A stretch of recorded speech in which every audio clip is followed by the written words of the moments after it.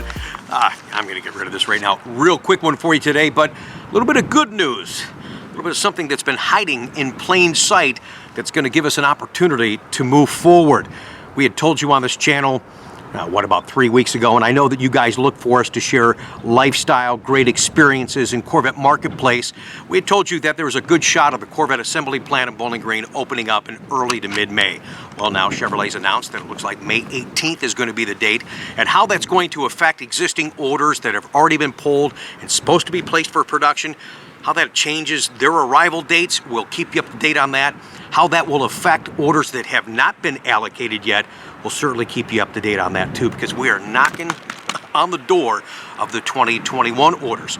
More on that coming up too. But how about this? During the pandemic, most of all these plants were closed. We assumed everybody was closed. How about the chassis plant in Bedford, Indiana? Yes, they remained open. Rudy, thanks for sending me over this article from the New York Times. This is incredible. General Motors spokesman did confirm the accounts that people were still working during the shutdown of the pandemic.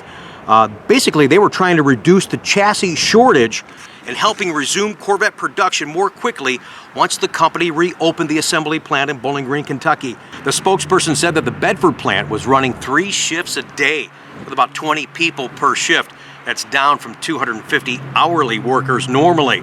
And the workers volunteered for this assignment at their usual wage. Way to go, Bedford, Indiana. You give us an opportunity to get going right now. It was going to be the hurry up and wait program again. I think because of your efforts, we might be in better shape than we all anticipated.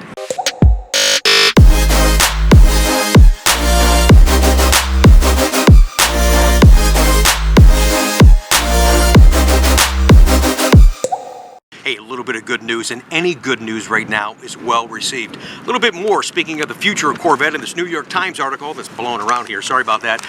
The Morgan Stanley Company did an analysis on Corvette, and they said that Corvette is more than just a needle mover to GM. We're looking at the potential of a hypothetical Corvette brand expansion into SUV and BEVs as a way for GM to help fund the transition to electric. The Morgan Stanley report also said that Corvette sales could increase to 100,000 a year by 2029 if the company developed a Corvette SUV. And of course, in typical General Motors fashion, the company declined to comment on future vehicles.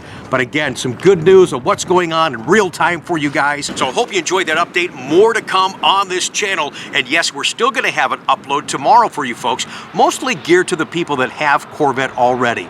But I think the rest of you watching will still get it. And the theme and the title of that is going to be, Do You Remember This? Okay, that's coming up tomorrow on the vlog. Yesterday we had asked, and you guys continue to send them in.